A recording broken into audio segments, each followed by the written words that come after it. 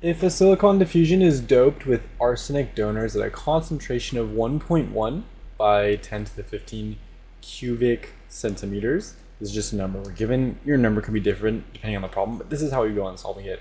We're asked what is the resistivity of the diffusion in ohm per centimeters, and then we're given some assumptions. Now, this is for donors.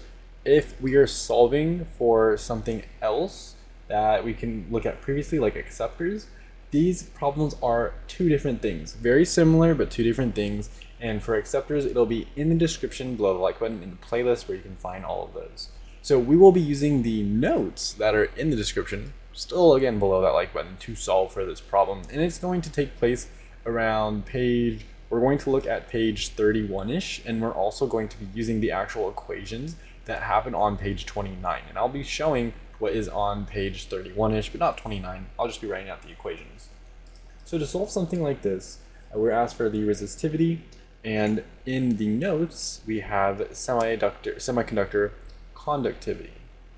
Now, resistivity is like conductivity, but it is written like this, I believe. So write this as step 1. And this is equal to 1 over, I believe this is a sigma.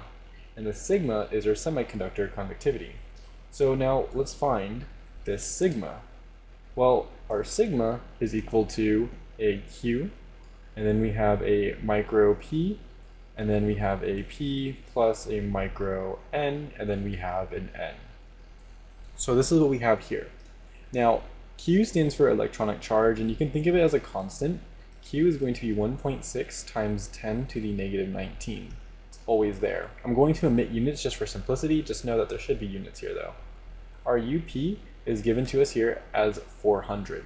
Now, what is RP? Well, RP can be solved when we look at this. Now, remember, this is a donor. Okay, so that's something very important. Donors, and this is from just previous knowledge that should be noted upon, donors have holes. Now, previously we've done acceptors. Acceptors have electrons. So looking at the notes, if we look at the N FETs, we have electrons, right? And then if we have P FETs, we are going to have holes. So holes are for our P MOSFETs, electrons is for our N MOSFETs. Didn't mention that in the previous videos that we're covering saturation, or not saturation, but accepting. But for donors and acceptors as well, it's important that we know the difference. So donors means that we have holes. We are going to use this to solve for this. Because it has holes, we are going to write this right here as an NB. Previously, with our acceptors, we wrote it as like a P. I put it as PP. This is going to be NP. So we need to solve for this. Well, this is just going to be P, right? PN is what we're actually going to say. And well, looking back at the notes on page about 28, we can solve by saying this is Pn and saying, well, Pn is actually equal to N subscript I squared divided by our capital N D. So let's go on this further. We know that our IN is this 1.4 times 10 raised to the power of 10 cubic centimeters. And this is cubic centimeters. And then this is going to be, and this is squared, by the way. And this is over our ND.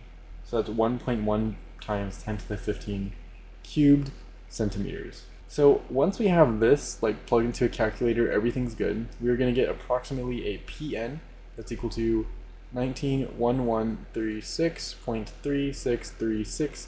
And this, if we just have units here, is -3 and then cubic or centimeters. So negative cubic centimeters or by cubic centimeters. So this is our PN, and we can plug this in here. Now let's look at our N. Our N, or our micro N, is 1000. Now what is our N? Well, our N is this right here. It's NP. I'll do it in green here.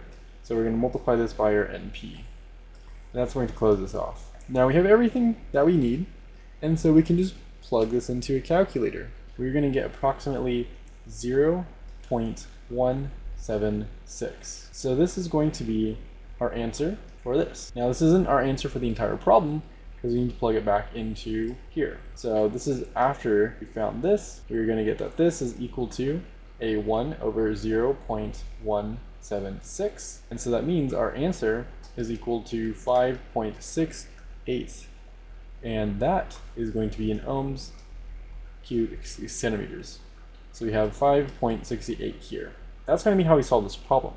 Now, if we had the acceptors, we would basically just be switching the position of our PN and the NP because of the way it's laid out with electrons versus the holes.